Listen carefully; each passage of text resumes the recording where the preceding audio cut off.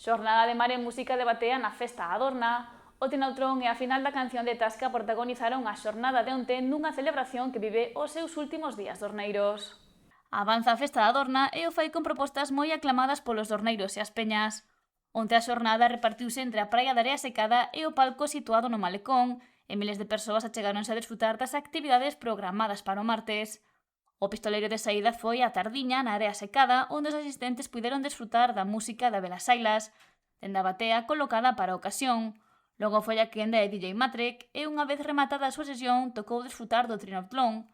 As peñas competiron facendo relevos, primeiro remaban nunha táboa de surf en solitario, logo dúas persoas collían o relevo nun kayak e finalizaba a proba cun lance de paddle surf. A final estivo protagonizada por Sisarjo Melirio, Corsarios do Barbanza e Caracolas en Sirolas. A competición estivo moi rifada, pero finalmente levouse o triunfo Sisarjo, seguido de Caracolas e cos Corsarios pechando o podio. Pola noite a actividade trasladouse ao Malecón, que se encheu de torneiros que non querían perderse a final da canción de Tasca.